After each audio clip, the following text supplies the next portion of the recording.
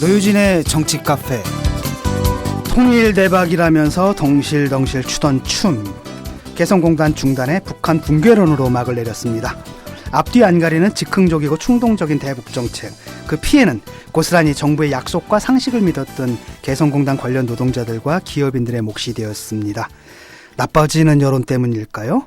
홍영표 통일부 장관이 어제는 안보리 결의 위반을 인정하는 자해적인 변명까지 내놨는데요. 이분들은 제재도 자해로 하고 변명도 자해로 하세요. 덕분에 남북관계의 완전한 단절은 이제 비가역적인 상황은 아닐지 한숨만 나오는 주말이었습니다. 오늘도 유시민 노회찬 선생님 함께 하셨습니다. 어서 오세요. 아유, 저는 뭐 서울에 있으니까 그런데. 네. 어떠셨어요? 창원에서 네, 오늘 아침 새벽 6시 반에 밤부터 그 출근길 시민들에 대해서 이렇게 벌벌 떨면서 인사하고 길거리에서. 거기도 추워요? 야, 거기도 추워요. 그리고 올라오신 거예요? 예. 그리고 또 이 노유진 정치 카페를 위해서 잠깐 올라왔습니다. 이거 차 타고 올라오신 거예요? 아니 비행기. 올 때는 기차가 다 예매가 끝나가지고 비행기로 왔고 내려갈 때는 기차로 지금 이야기해 놨습니다. 예, 거기 분위기는 어떤가요 지금? 분위기 괜찮습니다. 네. 뭐 멀리서 오셨네요 이렇게 말씀하시는 분들도 있고. 네. 그래서 2시간 반 걸렸습니다 이렇게 얘기하고요. 그리고 이제 잘 왔다 뭐 이렇게 반겨주시는 분들도 있고. 창원시청 그 후문 쪽에 짜장면집이 하나 있어요. 예. 백년 손짜장이라고. 백년 손짜장. 예, 백년 손짜장. 그래서 이제 저녁을 거기 먹으러 들어갔더니 여자 사장님께서 여성인데 황금무령 씨라고 노유진 카페 청취자다. 이 얘기를 노유진 가서 반드시 해다오. 그래가지고 제가 너무 한 50대 된 여성분이었는데 그리고 짜장면도 맛있어요. 주방에서 그 남편분이 직접 만들어주시는 또 흰 짬뽕도 맛있고 그래서 창원에 계신 분들은 이제 이런 가게들 좀 많이 이렇게 애용해 주십시오. 특히 노유진 청취 카페입니다. 이거 진짜. 그거 붙여놔야겠다, 이렇게. 저렴하게 광고하셨다. 아니, 거기다 붙여놔야겠다. 노유진 중국집, 이런 식으로. 음식점 이러면은. 우리가 인정해주고. 근데, 거기도 이제 야권 단일화가 문제 아니겠습니까? 예. 어떻게. 후보 몇 명 있어요, 거기? 후보가 지금 예비 후보로 등록한 분이 4사람입니다. 새누리당 현역 의원이 우선 있고요. 저보다 앞서서 더민주당 후보가 했고요. 또 무소속 후보가 했는데 무소속 후보는 지난번에 출마해서 47%를 얻었던 강적이네요. 그런 분입니다. 지난번 야권 단일 후보. 단일 후보. 그래서 그분하고 저하고 지금 진보 단일 후보 경선을 오늘부터 시작하고 있고. 그래요? 예. 그래서 이게 이번 주말에 끝나면은 이제 이긴 사람하고 더민주 후보하고 2차 야권 단일 후보 또 과정이 있을 예정이고 마지막으로 본선이 있는 거죠. 그래서 이게 마치 월드컵 나가는 것처럼 지역 예선부터 지역 예선부터 준결 국가대표 지역 예선 그다음에 본선 해가지고 산 넘어 산입니다. 예. 요즘 썰전 아주 잘 나가는 것 같아요. 시청률 높게 나오던데. 거기는 그 시사 교양으로 분류되어 있긴 한데 거의 반 예능 겸 저 보니까 웬만한 예능 그 시청률 제쳤던데요. 5.3% 이렇게 나오는데. 모르겠어요, 그건 잘. 진짜 그렇게 나오는데 그게 비정상회담도 4% 나오기 힘들거든요. 그러니까 엄청난 거죠. 인기가 굉장히 많아요. 특히 이제 케이블 지상파 아닌 곳에서 그렇게 나오는 건 대단한 거지. 근데 그 시청률보다 이제 그래서 우리가 사회적 공론을 제대로 형성하려면 우리가 국가의 여러 문제에 대해서 사실에 입각해서 이제 정확한 정보를 가지고 대화를 해야 되고 또 그런 정보에 대한 해석이 여러 가지가 있을 수 있으니까 거기서 우리가 생각할 수 있는 여러 관점을 이렇게 좀 나누어 보면 시민들이 그걸 보면서 참고해서 여론 형성하는데 도움되지 않겠냐 이런 뜻으로 하는 건데 아직 잘 모르겠어요. 썰전 나가서 이렇게 말씀하지 마세요. 시청률 떨어지겠다. 이렇게 정답이야. 근데 여기서는 정답을. 근데 그런 생각이 들어요. 저는 그게 굉장히 중요한 프로라고 생각되는 게 우리나라 국민들이 정치 내지 정치인에 대한 신뢰도가 상품에 대한 신뢰도보다 낮잖아요. 길 가다가 우연히 만난 사람의 반밖에 안 되더라고요. 그렇죠. 그러니까 왜 그런가 하면 상품에 대해서는 그나마 정확한 정보를 얻을 수 있고 또 잘못되면 상품을 또 이렇게 물려주잖아요. 예. 근데 정치는 정확한 정보를 얻기도 쉽지 않고 그리고 또 아차 잘못 샀다 싶어도 반품도 안 되고 반품이 안 돼. 리콜도 안 되고. 리콜도 안 되고. 그렇기 때문에 불신이 더 높은 것 같아요. 그래서 정확한 정보를 알려주는 게 굉장히 중요한 것 같아요. 아, 뭐 어제도 이렇게 TV 좀 이렇게 뚝뚝 돌리다가 이렇게 종편들 보니까 아이고 막 거기 다 미쳤더라고요. 거기 그리고 무슨 TV 남조선 같아. 그 사람들이 이게 방송을 하는데 톤이 왜 북한 방송하는 거 있잖아요. 위디오시마 이런 것처럼 막 외치고 막 그다음 북한 사람들 막 나와가지고 북한 사투리 쓰고 막 이러니까 좀 그렇더라고요. 근데 그런 와중에 그나마 뭐 썰전이 뭐랄까 균형추 역할을 한다. 아이, 뭐 그렇게까지. 네. 좋죠. 그래도 칭찬 들으시니까. 뭐 욕하는 것보다 낫죠. 아, 그리고 참 2월 14일이 우리 노 대표님께서 그 삼성 엑스파일 사태로 의원직을 상실한 지 정확히 3년째 되는 날이었어요. 예, 그게 보니까 저도 뭐 한참 있다가 알았어요. 낮에나 알았어요. 네. 대법원 판결 난 대법원 판결 난 날이죠. 2013년 2월 14일. 그러니까 안중근 의사 사형 집행일이었어요. 그날이. 평행 이론. 아유, 그 뭐 감히 제가 발렌타인데이였. 안중근 노회찬 평행 이론. 뭐 초콜릿 좀 받으셨어요? 아, 저는 이제 저희 집사님 물어보더라고. 발렌타인데이인데 왜 그냥 넘어가냐고. 그래서 이제까지 살면서 한 번도 안 적였는데 갑자기 왜 그냐고 제가 그랬죠. 그래요. 저는 어떤 분이 초콜릿 준다고 그래가지고 잠깐 저는 표만 먹습니다. 표로 바꿔서 주십시오. 예, 설 연휴 이후 첫 방송이라요. 이슈가 오늘도 참 많은데요. 잠시 전하는 말씀 듣고 와서 89회 방송 시작하겠습니다. 영화 숙취의 소재 잔혹사 중에서 야, 이 폭탄주야!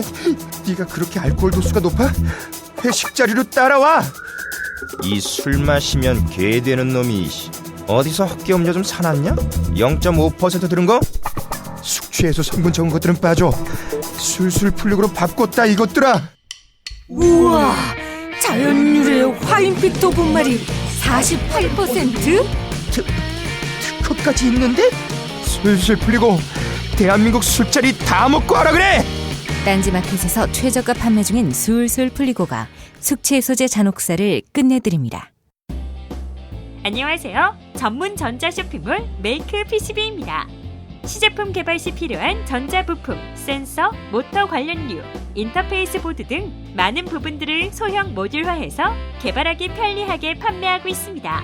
또한 샘플보드, 양산보드 주문 제작이 가능한 시스템을 구비하고 있으므로 소량의 제품이라도 언제든지 클릭 한 번으로 양산 주문이 가능합니다.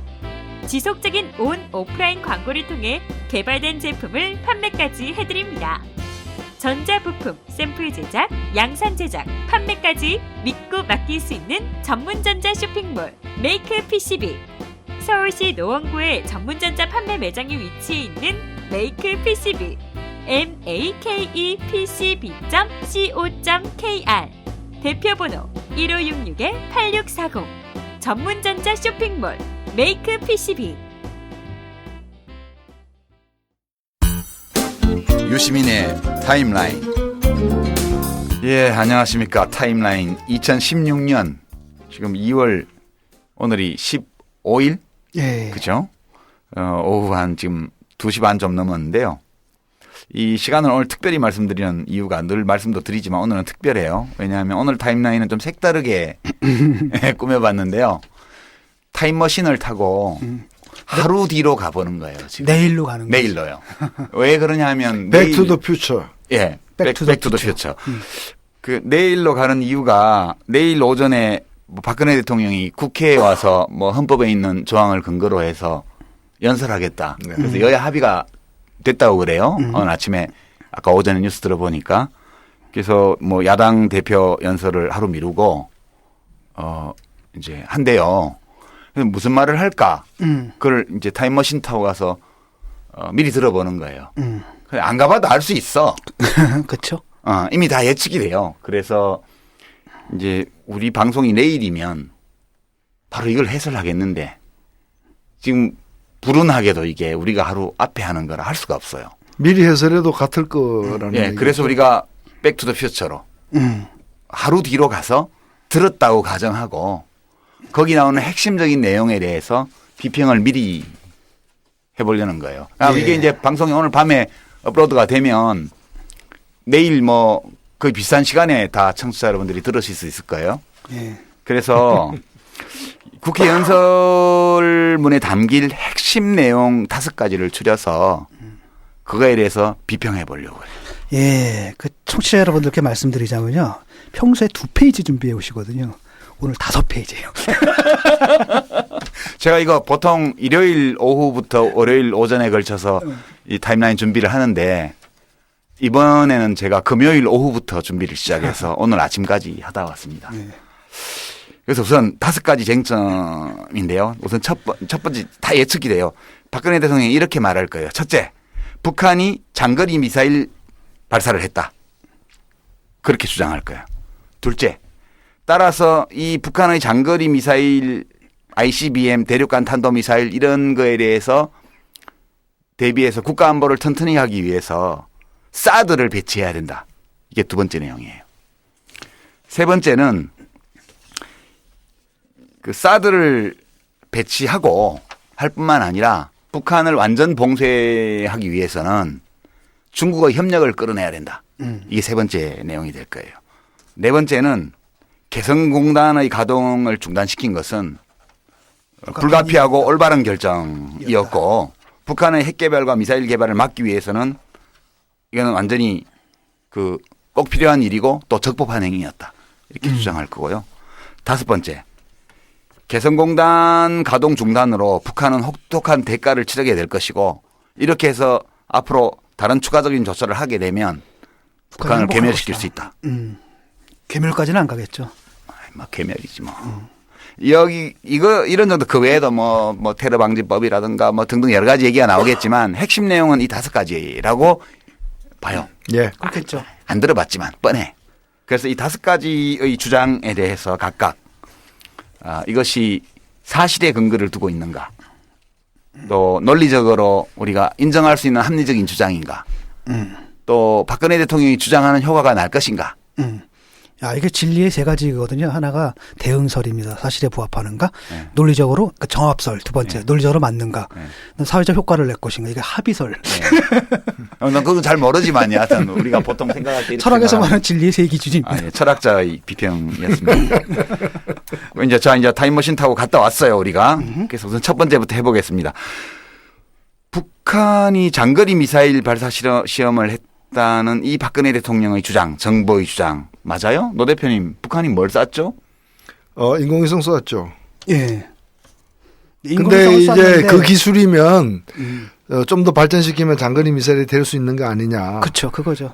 뭐 이런 거죠. 포크레인을 만들었더니 이거 그 밑에 궤도잖아요. 탱크 거기다가 위에다 뭐 좀 얹히면 탱크 되는 거 아니냐 그 얘기죠. 그런 건가요? 실제로 쏘은 거는 장거리 미사일이 아니라 이 장거리 미사일을 하려면은 다시 저 궤도로 재진입하는 기술까지가 확인돼야 되는데 현재는 그냥 인공위성을 쐈고 쏘은 인공위성은 지금 지구를 갖다가 이렇게 돌고 있지 않습니까? 그러니까 인공위성을 쏘은 거는 100% 사실인 거죠. 예. 근데 왜 언론과 정부와 언론에서는 다 장거리 미사일을 샀다고 얘기를 하고 더민주의 진성준 의원이 국회 질의응답 과정에서 뭘 쐈습니까? 이렇게 물어보고 나서 대답 듣고 나서 그러니까 결국 인공위성 쓴 거 맞네요. 이렇게 얘기했다고 해가지고 난리가 나고 더민주에서 질책을 하고 당 지도부에서 그랬다는 거예요. 진성준 의원은 진실을 얘기한 것이고 다른 사람들은 소설을 써본 거죠. 아니 쏘은 거는 인공위성인 건 확인됐잖아요. 근데 이제 그런 측면은 있죠. 이제 이 기술이 뭐 상당 부분 이제 미사일 기술로 전이가 될 수 있는 측면이 있고 2번째는 뭐냐면 북한도 사실 그런 효과를 노리고 있거든요. 사실은 그렇게 받아들여지기를 미국에서. 그러니까 그렇죠. 표면적으로는 우리는 인공위성 쐈어라고 하지만 그 실질적인 효과는 그렇죠. 미국 봤지. 이런 효과도 우리 미사일 있단 말이죠. 대륙간 탄도 미사일 쏠 수 있어. 그렇죠, 그거죠. 그렇게 북한은 주장하고 싶은 거지. 그치. 말은 그렇게 안 말은 하지만. 그렇게 해도. 그렇지만 우리가 이 문제를 우리가 사실에 입각해서 볼 때 북한이 쏜 거는 인공위성 맞아요. 그건 맞죠. 예. 인공위성과 대륙간 탄도 미사일의 차이는 인공위성은 처음에 쏴서부터 끝까지 지구 궤도를 향해서 위로 올라가요. 네. 대륙간 탄도 미사일은 쏘고 난 직후에 30도 각도로 옆으로 비행해요. 멀리 날아가야 되기 때문에. 예, 멀리 가야 되기 때문에. 왜냐하면 우리가 장거리 미사일 또는 대륙간 탄도 미사일 ICBM이라는 거는 대륙을 건너가야 되기 때문에 여기서 대륙이라 하면 미국이죠. 태평양을 건너서. 그러니까 사거리가 하와이까지 갈래도 5,500km는 돼야 돼. 그리고 또 효율적으로 가기 위해서는 대기권 밖으로 나갔다가 다시 재진입해야 되는 거죠. 자, 그럼 북한이 쏜 거는 인공위성 맞아요. 지금 위에서 돌고 있대. 통신이 되는지 안 되는지는 북한 쪽에서 안 나오는 거 보니까 처음에는 이게 이제 트럼블링을 한다 그러다가 안정화됐다 그러더라고요. 네. 근데 통신은 지금 안 되고 있는 걸로 알고 있고. 자, 북한이 사실은 2월 3일 날 유엔 기구에다가 2월 8일에서 25일 사이에 지구 관측위성을 쏘겠다. 광명성 4호. 그렇게 통보를 했고 이틀 후에는 우리 좀 바꿔갖고 2월 7일에서 14일 사이에 쏘겠다고 통보를 했어요. 그러니까 절차를 지킨 거예요. 왜냐하면 북한이 인공위성을 쏘는 거는 합법이야. 미사일 기술이 사용해서 하는 거는 유엔 계획 위반이에요. 근데 북한은 이렇게 절차를 지켜서 통보를 했고 그다음에 실제 2016년 2월 7일 오전 9시에 평안북도 철산군 위성발사장에서 광명성 4호를 쐈어요. 3단 로켓 분리가 다 이루어졌고 9분 46초 지난 시점에 지구 공정 궤도에 진입했어요. 500km 고도에서 약 95분 주기로 돌고 있다고 그래요. 이게 무슨 통신위성이든 관측위성이든 뭐 상관없어요. 하여튼 위성을 쏜 거예요. 무슨 탄두를 쏜 게 아니고. 그러니까 이제 인공위성 맞고 다만 또 처음도 아니에요. 그전에도 그렇죠. 쐈어. 그렇죠. 은하삼호하고 거의 비슷한 거래요. 이게 지난번에 성공했던 연속 2번 하여튼 지구 궤도에 뭐 고철 덩어리든 뭐든 올린 거예요. 올리는데 성공한 네. 거죠. 근데 이게 이제 그러면 장거리 미사일하고 어떻게 겹치냐 하면 인공위성은 궤도에 올리는 거고요. 장거리 미사일은 쏴서 이제 공기 저항을 뚫고 계속 가려면 힘드니까 공기 저항이 없는 대기권 위로 올라가 가지고 그다음에 지구를 공전하는 궤도를 그리면서 태평양을 건너가서 그다음에 다시 이건 미국을 향해 쏜다 그러면 하와이를 향해 쓰든 뭐 LA를 향해 쓰든 뉴욕을 향해 쓰든 내려와야 돼 다시.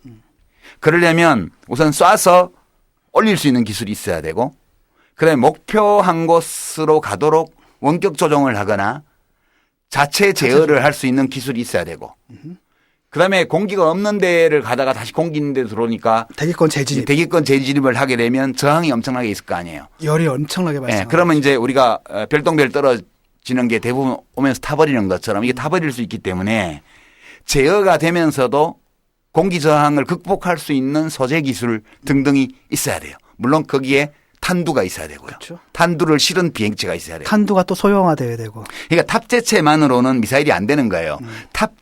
탄두를 탑재한 상태로 미사일이 계속해서 항진해야 돼요. 그러니까 일단 이 전체 미사일 기술을 볼 때 장거리 미사일 기술을 볼 때 위로 올리는 기술은 그 일부 맞죠. 그러니까 우리가 정확하게 표현을 하려면 진성준 의원의 표현이 맞는 거예요.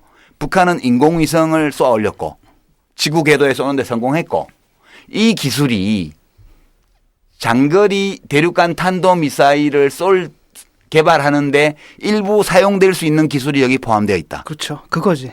이렇게 말해야 정확한 거 아니에요? 그렇죠.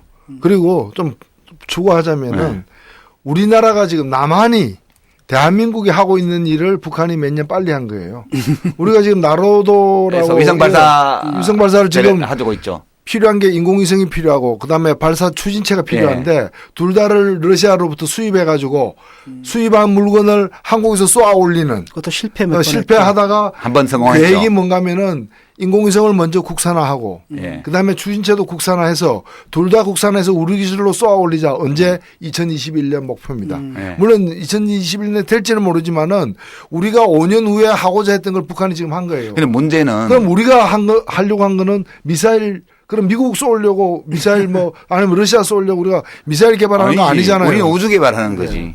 그러니까 우주로 뭔가를 쏘아 올리려면 ICBM에서 일부 적용할 수 있는 기술을 쓰지 않고는 우주 궤도에 지구 궤도에 위성체를 올릴 수가 없는 거예요. 그러니까 어떤 평화적 목적의 우주 개발 계획도 지구를 공전하는 궤도, 지구 궤도에 이 발사체를 쏴가지고 그 탑재체를 못 올리면 우주 개발을 할 수가 없지. 그러니까 이거는 어떤 목적으로 우주로 뭘 올리든 간에 이 기술은 안 쓸 수가 없는 거예요. 그러니까 이것만 가지고 이거를 아예 정부에서 대통령부터 시작해서 뭐 통일부 장관, 뭐 국방부 장관 할 것 없이 전부 다 이것을 장거리 미사일로 규정을 하고 언론이 장거리 미사일로 보도를 하고 이것이 장거리 미사일을 쏜 것이 아니라 인공위성을 쏘아 올렸다는 사실을 이야기하는 국회의원을 박해하는 게 지금 대한민국 정치 언론 상황이에요. 이게 말이 돼요? 그 이제 핵심은 이게 딴 게 아니라 북한이다 이 얘기죠. 그렇지. 북한이 개발해서 문제인데 예를 들면은 감옥에 있는 죄수가 할 게 없으니까 몸을 튼튼히 하기 위해서 굉장히 운동을 열심히 해. 그럼 범죄 준비하는 거야. 너는 탈옥 준비하고 있다 이게. 알고 보니까 그 전에 또 탈옥을 시도한 적도 있어. 그리고 운동 금지야. 우리가 이렇게 얘기하면 또 우리 보고 정북이니 뭐니 이런다고요. 우리는 무슨 아니 이런 거예요. 제가 분명히 말씀드리지만 우리 셋 모두가 북한의 대륙간 탄도미사일 개발에 반대하죠? 반대하죠. 반대하십니까? 예, 반대합니다. 확실히 반대하죠? 예. 북한의 핵 개발에 반대하시나요? 반대합니다. 확실히 반대하죠. 네. 북한 핵 없애야 되고 북한의 미사일 개발을 하지 말아야 된다는 그 점에서 우리는 박근혜 대통령과 완전 일치하죠. 예. 그런데 이렇게 일치한다고 해서 대통령과 정부가 하는 모든 말을 믿어야 돼요? 아니죠. 아니죠. 아니 납득이 우리가 안 가는 그렇게 게 일치한다고 해서 정부가 취하는 모든 정책에 대해서 찬성해야 돼요? 아니죠. 그거 아니잖아요. 아니 그리고 사실은 이럴 수는 있어요. 우리가 백보양보에서 북한이 뭐 핵 실험을 지난번에도 뭐 수소폭탄이라는 이름하에 했고 또 그를 마음만 먹는다면은 그런 핵 탄두를 갖다가 탑재한 어떤 장거리 미사일을 개발하는 능력이 점점 이렇게 높아지고 있다고 객관적으로 볼 수 있어요. 그럼요. 그렇게 봐요. 그렇기 때문에 우리가 걱정이 커질 수는 있어요. 그렇죠. 그럼 이 걱정을 근심을 갖다가 덜어줄 수 있는 어떻게 해소할 거냐? 해결할 것인가? 해결책을 내놔야 되고 이제까지 썼던 해결책 중에 실패한 것들은 폐기하고 실패 안 한 것들을 가지고 해결하려고 나서야 되는데 써도 아무 소용 없었던 뭘 패트리어트를 갖다 놓는다 또는 무슨 그 돈줄을 잰다 그 방법이 아무 소용이 없어서 여기까지 온 거 아니에요. 그러니까 북한이 딱 핵 개발을 중단하고 실험을 안 했을 때가 있는데 그건 바로 뭐냐면은 육자회담이 진행되는 동안이었어요. 아니, 몰래 했어요 준비를. 또. 그랬겠지만 육자회담 진행되는 동안에도 했고 제네바 핵 합의하고 나서 그게 지켜질 때까지는 괜찮았는데 그게 부시 대통령 들어서고 흔들리면서부터 몰래 한 약속 거거든요. 위반이니 뭐니 하면서 이제 한 거지.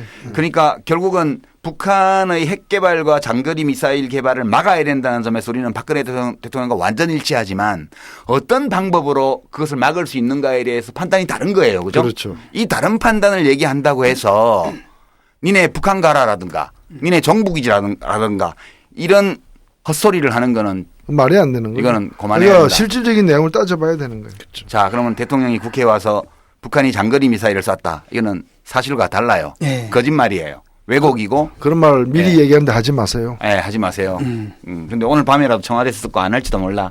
할 거야. 그런 별로 근거 없는 희망을 아니야. 품으면서. 왜냐하면 모든 핵 이게 전제 조건이거든. 네, 이게 출발이야. 그렇지. 이게 출발이고 어. 이게 이 전제가 무너지면 나머지는 헛소리거든. 이 전제가 무너지면 국회 연설을 할 이유가 그쵸. 없어. 네. 자, 두 번째. 빨리빨리 갑시다.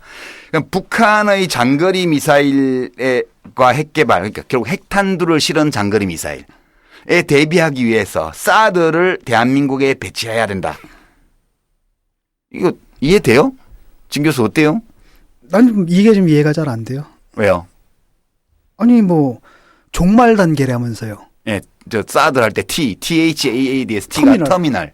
그러니까 이게 미사일이 만약에 북한에 쏜다라고 한다면 대기권 받고 나갈 거 아니에요. 예. 태평양을 건너겠죠. 예. 그래가지고 미국 본토에 있는 데 떨어질 거 아니에요. 거기서 요격해야 되는 거 아니에요? 아니 근데 이제 수직으로 쏴가지고.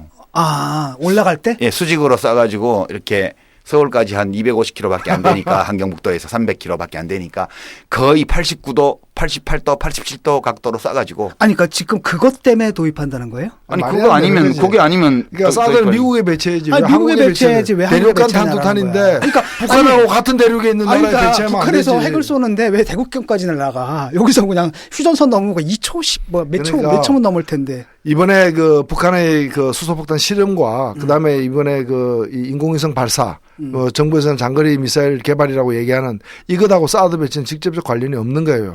다만 이것 때문에 불안해하니까 불안한 틈을 타가지고 평소에 하고 싶었는데 차마 못했던 이상한 짓을 이번에 하는 거죠. 의도를 얘기하기 전에 사실관계를 확인해 보자고요. 북한이 4차 핵실험을 했고 한 40일 전에요. 50일 전이 됐네 이제. 그다음에 한 열흘 전에 인공위성을 또 쏘아 올렸어요. 이제 두 번째로 성공시켰어요. 궤도에 올리는데 이 두 가지를 통해서 북한이 뭘 말하고 있어요. 아까 노 대표님 말씀하셨잖아요. 우리 핵탄두를 탑재한 ICBM 만들 수 있어. 라고 미국에 지금 사인을 보낸 거예요. 그렇죠. 그 능력을 과시한 거죠. 예. 이거는 명확해요. 이거는 우리가 박근혜 대통령 인식과 동일해요. 역시. 예. 동일한데 그러면 북한이 그 사인을 계속 보내는 이유가 있는 거죠. 이유는 나중에 우리가 따져보더라도 일단 기술적인 면에서 북한이 말하고자 하는 바를 보면 우리 핵탄두를 실어서 미국까지 보낼 수 있어 이 얘기를 했어요. 그런데 우리는 사드를 한국에다 배치를 하자는 거야. 이게 이제 말이 안 되는 거죠. 그렇죠. 그러니까 이제 아까 사드랑 THAAD. 아니 근데 진짜야? 그러니까 사드를 배치하는 게 북한이 우리를 공격할 경우에 대비해서 그렇게 말하고 있잖아. 아 그게 그래요? 네. 아니 그러니까 사드에 그래서 대해서 이해가 안 된 거야. 이제까지 사드에 대한 정부 입장은 우리한테 꼭 필요한 거 아니다. 그렇잖아. 뭐 증명이 안 됐다. 그리고 비용은 우리가 되는 거 아니다. 이러면서 좀 말을 좀 바꿔보긴 했지만 적극적인 의사 표명을 안 했어요. 그런데 갑자기 이 사건이 터지자마자 미사일 발사하자마자 바로 사드 적극 검토한다. 이런 식으로 사드 환영. 이거는 어찌 보면 뭔가 어떤 그 상황의 변화가 일어나길 기다렸다가 차마 꺼내기 힘든 사드 배치라는 국민적 반발을 초래할 그 카드를 쓰면서 꺼낸 거죠. 자, 사드 배치에 대해서 오늘 여론조사 어디 뭐 정편에서 저 신문사에서 나온 거 보니까 압도적 찬성이에요. 그게 왜 압도적 찬성이냐 하면 북한에서 사드를 탁 쏘면 저 미사일을 우리한테 쏘면 사드로 요격할 수 있다 이렇게 알고 있으니까 대부분 찬성하는 게 당연하지. 어떻게 보면은 그거는 아니 북한에서 미사일 쏜다는데 서울로 요격해야 될 거 아니야. 그래서 찬성이 나오는 건데 이 사드의 THAAD는 우리가 전에 김종대 국방개혁단장하고 여기서 한번 다뤘지만 T는 터미널이에요. 터미널. 이 터미널은 그 장거리 미사일을 쏠 때 이게 4단계예요. 발사, 상승, 안정, 예, 그다음에 하강 이렇게 되는 거예요. 이 하강 단계가 종말 단계라는 거 터미널. 이 종말 단계에 요격한다는 거예요. 무슨 소리냐면 이 대기권 밖으로 벗어났다가 다시 대기권으로 진입할 때 앞에 강력한 1900km까지 탐지할 수 있는 레이더를 설치해서 얘의 동향을 파악한 다음에 사드 부대에서 요격 미사일을 발사하는 거예요. 이 사드 미사일에는 폭발물이 없어요. 폭발 안 하는 그 킬러 탄만 있는 거지. 얘가 가서 열 추적을 해서 때린다는 거죠. 예, 그 장거리 미사일을 탐지해서 이렇게 내려올 때 50에서 150km 상공에서 요격한다는 거예요. 이게 왜 만들었냐 하면 원래 페이트리엇 미사일이라고 또 한 기 갖고 들어왔죠. 어저께. 예. 이 페이트리엇 미사일은 10 내지 15km 상공에서 요격하는 거예요. 근데 핵탄두를 싣고 오면 10km 상공에서 요격하면 그게 피해가 그거지. 내려오는 거야. 그렇지. 그게 그거니까. 그래서 더 고고도에서 이거를 요격해야 그다음에 이제 사드에서 T는 터미널이고 HA는 하이 엘티튜드예요. 그러니까 고고도, 높은 고도. 40km에서 150, 최대 150km까지 쫙 안 보이는 상공에서 예, 한다는 거고 마지막에 AD는 에어리어 디펜스예요. 지역 방어요. 핵폭탄이 떨어지면 그 지역이 초토화되니까 지역을 지키기 위해서는 되게 높은 곳에서 요격해야 돼. 기존의 페이트리엇 미사일은 너무 낮은 데서 요격하기 때문에 요격을 해도 피해가 커져요. 그래서 고고도에서 요격하는 게 이 사드 미사일인데 이거를 대한민국에는 필요가 없는 거예요. 원래부터가. 왜냐하면 이게 필요한 경우라면 북한이 함경북도에서 300km 떨어진 서울을 요격하기 위해서 폭파시키기 위해서 핵탄두를 실어서 거의 수직으로 쏘는 거예요. 이렇게. 그럴 때 휴전선 넘어오기 전에 하강 단계에서 요격한다는 거예요. 그러니까 쉽게 말하면 내가 연남동에서 여기가 여의도인데 집인 연남동까지 가는데 비행기를 타고 간다는 얘기잖아요. 네, 그렇지. 근데 이제 그러니까 북한이 우리를 공격할 수 있는 무기들이 많아요.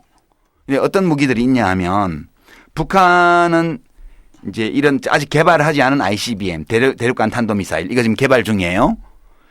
그거 말고 중거리 탄도미사일 이미 개발한 게 있어요. 이게 이제 유명한 노동미사일 로동 1호, 로동 2호 이런 거예요. 이게 사거리가 1500km야. 한반도 전역을 커버하는. 네, 이거는 제주도까지 타격할 수 있어요. 필요하면. 그다음에 대포동 미사일 이건 3000km야. 이건 어디를 겨냥하냐면 일본하고 괌을 오키나와 여기까지 가요. 미군 기지까지. 그러니까 이제 이 대포동 미사일 실험을 하면 일본이 발칵발칵 화를 내는 이유가 이 사거리가 일본까지 닿기 때문에 그런 거예요. 근데 이거 대포동 미사일만 해도 남한을 공격하기에는 사거리가 너무 길죠. 길죠. 예. 이렇게 돼 있고 그다음에 더 짧은 거는 장사정포라고 그래서 뭐 M1985 다연장 로켓포, M1991 다연장 로켓포 이런 거는 최대 사거리 60km밖에 안 돼요. 요거는 개성에서 쏘면 개성공단에서 쏘면 서울에 강남까지 다 떨어져요. 60km이기 때문에 어디까지 가냐 하면 수원, 용인, 시흥 여기까지 갈 수 있어요. 최대 사거리가. 그러나 서울까지는 가볍게 올 수 있는 거고요. 서울, 과천, 안양, 시흥까지 다 갈 수 있습니다. 그다음에 이제 170mm 곡산형 자주포. 요건 36km짜리야. 요거는 사실 서울 강북밖에 거의 못 와. 여하튼 서울을 타격할 수 있어요. 장사정포하고 자주포로요. 그럼 되게 북한이 남한을 공격한다, 우리를 공격한다 이러면 1차적으로는 장사정포. 그 다음에는 다연장 로켓포예요. 맥시멈 쓴다 하더라도 노동미사일. 근데 사드는 이거에 대해서 아무 대책이 안 돼요. 그러니까 사실관계를 확인해 보면 사드 미사일은 미국 본토를 방어하기 위해서 하와이라든가 지금 미국에서도 네바다 사막에 갖고 있잖아요. 미국 본토나 최소한 하와이에 있어야 되는 거야. 그렇죠. 근데 이걸 한국에 갖다 놨다는 거는 이건 한국의 국가안보와는 아무 상관이 없는 거예요. 마치 미국이 평양을 겨냥해가지고 그러니까 한국에다가 주한미군에다 ICBM 배치하는 거 똑같은 거예요. 근데 평양을 향해서. 나는 아직도 평양을 이해가 안 향해서 가는 ICBM. 게 그러니까 대륙을 갖다 한 번 돌아가지고 오겠다 이거지. 근데 나는 아직도 이해가 안 가는 게 미국은 이걸 왜 여기다 배치해요? 그러니까 중국 화나게만 중국을 괴롭히겠다는 거죠.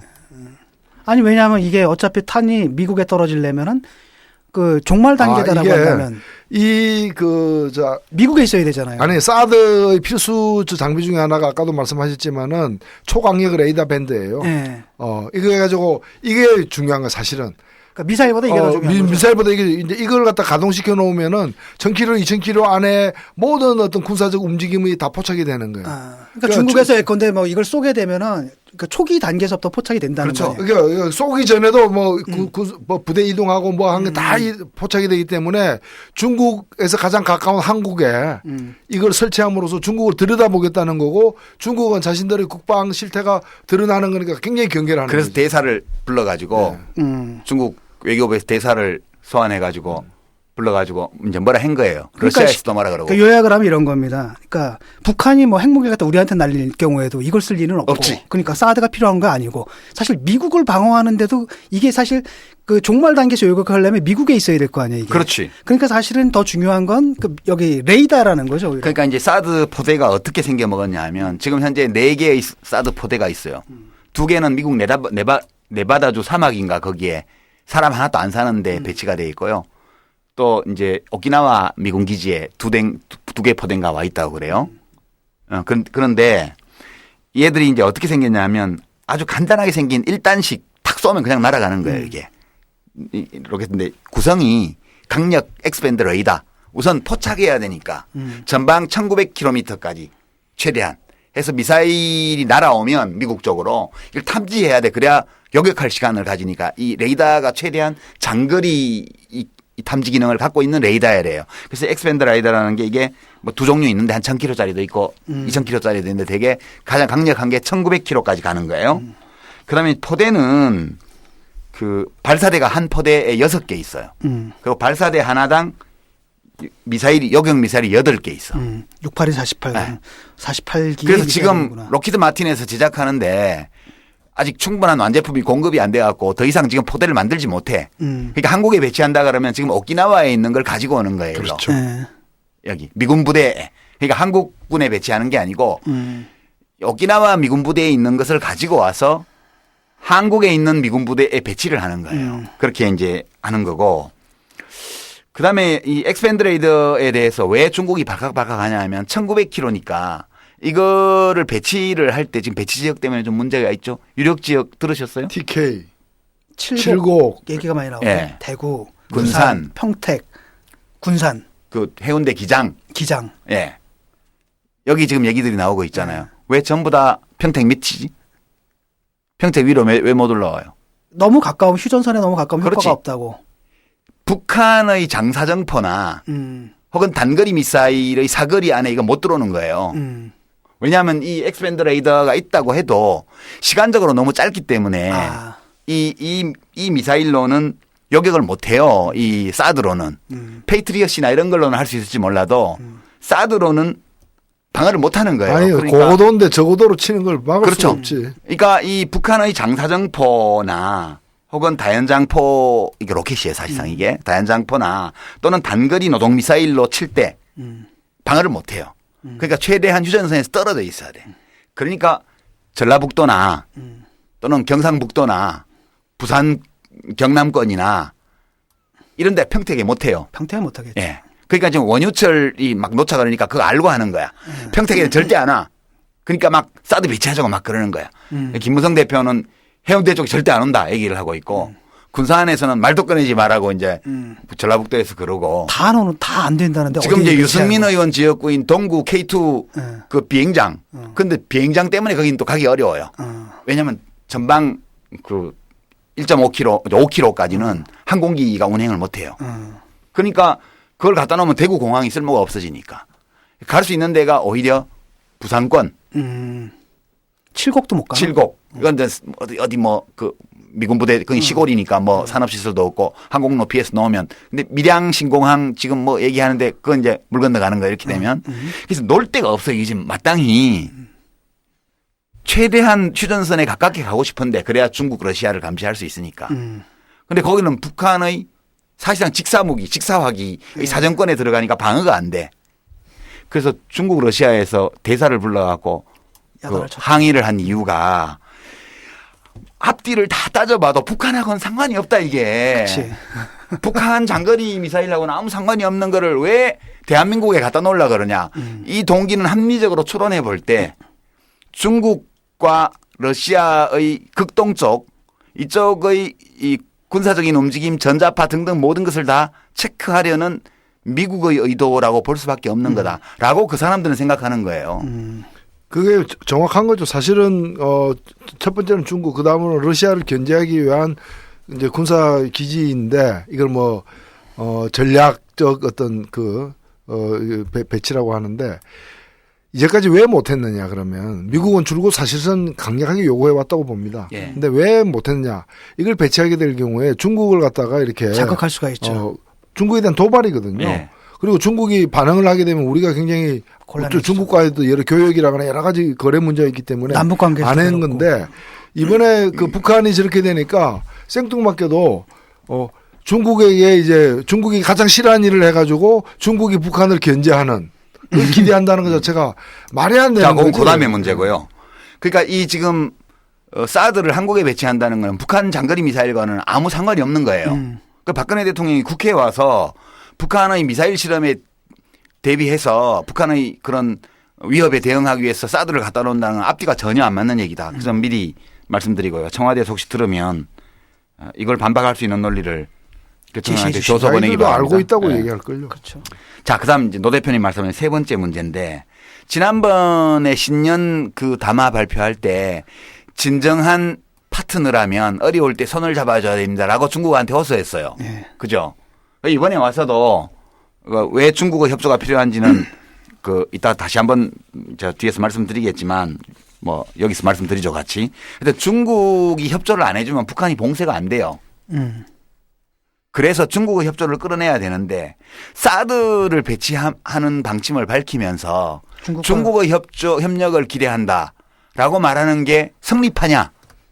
노 대표님이 아까 하시는 말씀. 중국 협력을 끌어내려면 육자회담을 갖다가 다시 재가동시키거나 뭐 이렇게 해가지고 공조를 통해서 북한을 압박하는 정책을 써야지. 이번에 중국이 가장 싫어하는 일을 갖다가 중국만을 겨냥한 북한을 겨냥한 것도 아니에요. 러시아는 아주 일부고. 일부고 중국을 주로 겨냥한 일을 갖다가 하면서 중국 협조를 기대한다는 거는 그건 말이 안 되는 셈법이죠. 이번에 그 외교부 장관이 이제 민헨에서 만났잖아요. 예. 근데 그 중국 사람들 딴 얘기 안 하고 그냥 그 사드 얘기만 하더라고. 왕이 외교부장이 그 항장 칼춤 얘기를 했잖아요. 네.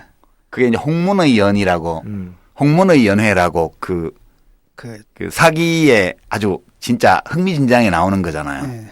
그 항우가 저 유방을 초대해서 홍문이라는 곳에서 연회를 베풀었는데 그 항우 사촌인가 누가 항장이 칼춤을 추다가 찔러 죽이는 계획을 그 참모들이 세웠잖아요. 네. 근데 그때 이제 누구죠? 벙커인가 누가 이제 이쪽에서 유방 쪽에서 나와서 혼자 추면 뭔 재민겨 이래가지고 같이 창창창창해서 막아서 결국은 유방을 못 죽이고 돌려보내요. 그 재밌는 얘기가 있는데 우리 고등학교 때 그거 배웠거든요 한문으로. 근데 거기 보면 뭐가 나오냐면 강우의 그 유방의 장수 있잖아요. 예. 상황을 파악한 거야. 예. 얼마나 화가 났든지 눈을 확 찢겨 떴는데 얼마나 크게 찢겼는지 여기가 찢어졌대. 예, 그게 아마 벙커인가 그럴 거야 아마. 이제 그 얘긴데. 이제 근데 왜 중국의 협조가 필요하냐 하면 북한을 봉쇄하려면 되게 북한이 중국에 거의 의존하고 있잖아요. 아시죠? 그러니까 8, 90%가 중국 무역이죠. 대중국 무역. 예, 그 통계청 발표 보니까 이제 작년 거는 아직 정리가 안 됐고 2014년 거 보니까요.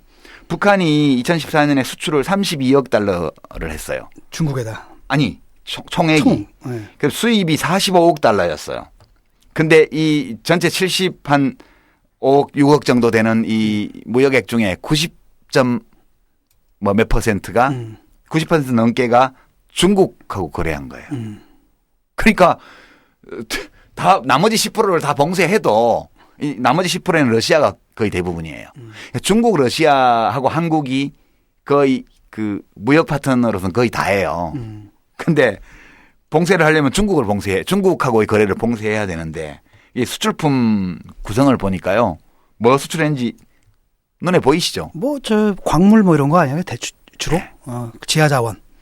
석탄이 제일 많고요. 뭐, 거기 무연탄 광이 노천광이라는데 철광석. 그냥 캐면 되는 네, 거예요. 그냥 포크레인 갖고 와서 지상에서 뜨는 거래요. 죽인다. 네. 그리고 이제 철광석, 아연, 마그네사이트 이런 히토류. 광물 자원. 히토류도 많아요? 예, 거의 대부분. 북한이 마그네사이트 그 매장량이 전 세계에서 제일 많은 나라잖아요. 그래서 박근혜 대통령 공약에 북한 지하자원 공동개발이 그 공약으로 들어요. 이건 전부 다 그때 그 14 정상회담 때 합의된 거에 다 합의된 들어있는 거예요. 내용들이에요. 원래는. 이거 전부 다 우리나라에서 사와야 되는 건데 오이사저서로 다 막혀가지고 중국에 팔고 있는 거예요. 중국에서 뭐 수입할 것 같아요? 뭐 생필품? 에너지. 그죠. 압도적으로. 그렇죠. 압도적으로. 네. 압도적으로. 선호됐죠. 왜냐하면 그때 우리가 9.19 공동성명이나 그 전에 제네바 핵합의에서 중유 지원하기로 했던 걸 부시 정부 때부터 끊어버렸잖아요. 그게 에너지가 부족하기 때문에 중국에서 거의 대부분 에너지를 수입해요. 이렇게 돼 있어서 중국이 협조하지 않으면 북한 경제를 봉쇄하는 게 불가능합니다.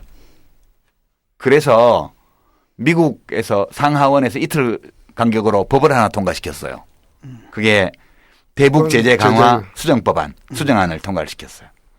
이게 이제 오바마 대통령이 법안 내서명만 하면 발효되는데 이제 이게 목적은 북한 자금줄을 차단해서 무기 개발을 막기 위해서 외화 유입을 그러니까 키커런시 그러니까 그 경화라고 그래서 이 유로화나 달러화나 이런 기축통화가 북한으로 못 들어가게 하는 거예요. 그러니까 내용이 북한하고 불법적인 거래를 직접 하거나 또는 이 거래를 돕는 제3국의 개인과 단체를 다 규제할 수 있도록 특별히 북한의 광물 수출로과 관련되어 있는 거래를 특별히 제재하도록 이걸 세컨더리 보이콧 법안이라 그러는데 북한만 규제하는 게 아니고 북한하고 거래하는 상대방 그 거래를 돕는 또 제3자까지 다 규제할 수 있는 법이에요. 미국 법으로요.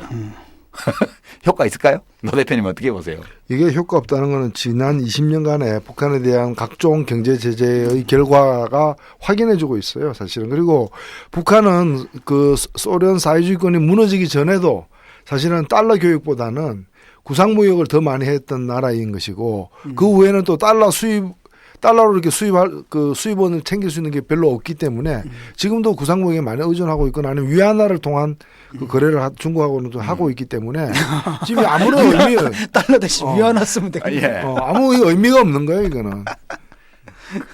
근데 그 BDA 그 방코 델타 아시아 은행 사건 때 그 통치자금 뭐 2,500만 원 달러인가 묶었다. 예, 이제 9.19 공동성명 나온 바로 다음 날 이게 마카오에 있던 계좌를 다 묶어버렸잖아요. 이때 중국 금융기관들이 협조를 했거든. 왜 했냐면 막 미국이 괴롭히면 괴롭잖아. 그 자기들 거래하는데. 그래서 북한 계좌를 동결을 하고 거래 정지를 시키는데 협조를 한 거예요. 그걸 기대를 하면서 지금 실물 거래를 통제하겠다는 거거든. 근데 노 대표님 말씀처럼 이거는 중국이 이 말을 들어줄 이유가 없죠. 거의 없다고 봐야 되겠죠. 그러니까 미국 측에서도 세컨더리 보이콧이라는 게 이제 의무 조항이 아니라 행정부에서 재량을 가지고 재량을 하도록. 가지고 하려면 하고 말려면 말아. 니들이 판단해서 해라. 네. 이 얘기죠. 중국의 협조를 구하려면은 북한 제재하기에서 중국 협조 구하려면은 대한민국에 사드를 영구히 배치 안 하겠다. 뭐 이런 정도 성의는 보여야지. 그 육자회담을 재개해서 재개하겠다. 다시 북한 핵 문제를 다루겠다. 핵 미사일 그렇죠. 문제를 이런 거는 되겠죠. 근데 재밌는 건 뭐냐면은 그 이해가 안 되잖아요. 아니 중국의 협조를 구하는데 왜 사드를 배치해? 근데 그게 뭐냐면 내가 볼 때는 그 선후 관계가 뒤바뀌었어. 그러니까 박근혜 대통령이 좀 순진해요 보면은 순수해. 순수해. 내가 막 중국어로 연설도 하고 그래가지고 순수해. 이렇게 굉장히 말할까 신뢰를 가지고 있는데 열병식도 가고. 열병식도 가고 말이지. 이랬는데 협조를 안 해주는 거야. 열받은 거야. 삐졌어. 그래서 사드 배치 이렇게 나와버린 거죠. 근데 그래서 스텝이 꼬인 거예요. 아닌데 사실은 나는 미국이 굉장히 교활하다고 봐요. 미국은 냉정하게 그 사드 배치를 갖다가 이렇게 서두르지도 않고 분위기만 있다가. 띄우고 있다가 기회 딱 봐가지고. 찬스가 오니까 이거 어떠냐 했는데 이걸 갖다가 화난 김에 이성을 홧김에. 잃은 대통령이 물은 거예요. 미국 입장에서는 이런 거예요.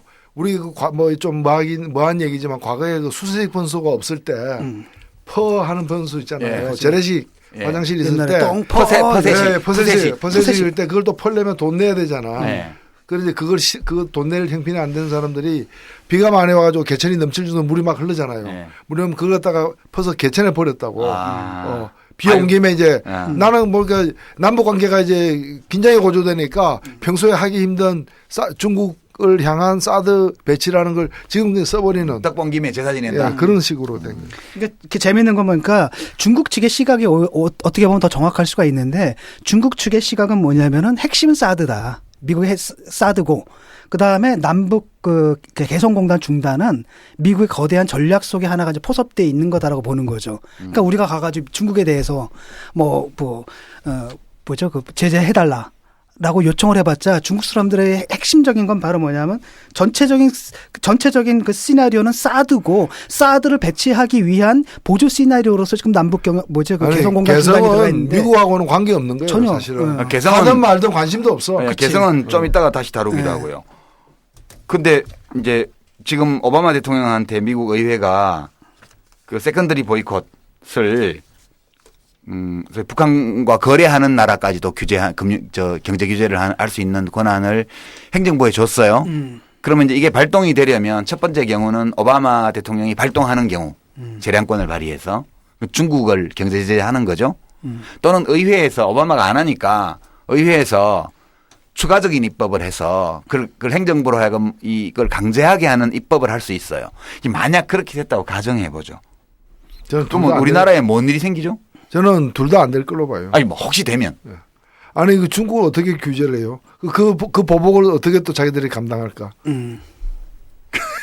근데 예를 들어가지고 이런 거죠. 그러니까 중국 예컨대 북한과 상대하는 중국 기업이 있을 거 아니에요. 네. 제재를 해야 되잖아요. 네. 근데 그 기업들이 분명히 남한하고도 관계가 또 있을 거라고. 그렇지. 아니 지금 그럼 우리도 그거 하면 우리도 손해를 보는 거잖아요. 우리가 지금 중국이 수출 수입 다 합해가지고 세계 우리의 제1 교육 대상이에요. 예. 중국은 우리한테 1등이고 우리는 중국한테 2등이야. 그래요. 그 합하면은 우리로서는 제1위 과거에 미국이었고 2가 일본이었던 지금 중국이에요. 중국이 압도적인 1등이에요. 그러니까 중국 때문에 먹고 사는 측면이 있는 거예요. 그리고 중국에 지금 대한민국 주민등록증 갖고 중국 가가지고 먹고 살고 장사하고 있는 사람 170만 명이에요. 어떡하라니? 근데 이제 미국은, 그러니까 미국이 중국을 금융 혹은 무역을 규제하게 되면 중국도 가만히 안 있을 거라고. 그렇죠. 그럼 피차간에 이제 보복을 하게 되면 미국은 이제 무역 의존도가 낮은 나라예요, 굉장히. 예전에 한 80년대까지는 전체 GDP 대비 10%밖에 안 되는 나라였고 지금은 많이 늘어서 한 20% 가요. 근데 그 20% 정도 GDP 대비 20% 되는 교역액 중에 유럽연합하고 꽤 굉장히 많거든. 그 남미하고도 많고 중국 무역 비중은 적어요. 근데 우리나라는 웃기는 게 2015년 작년 기준으로 보면 전체 수출액의 26%를 중국에 했어요. 그러니까 1,400억 달러 정도. 우리 돈으로 하면 165조 원 정도 어치를 중국에 수출했고요. 우리 최대 수출국이에요. 그럼 지난 15년 동안 보니까 데이터를 보니까 하여튼 많을 때는 한 700억 불, 적을 때는 한 300억 불 이렇게 되지만 평균 한 500억. 연평균 500억 달러 정도의 무역 흑자를 지난 15년간 기록해왔습니다. 그러니까 이거 일본에 갖다 바쳤다. 일본한테 적자 본 거 이걸로 다 메꿨어요. 특히 이제 중국 의존도가 높은 업종이 전기전자, 자동차, 정유, 석유화학, 화장품, 관광 이게 이제 의존도가 엄청 높아요. 삼성전자는 작년 매출액 20%를 중국에서 했고요.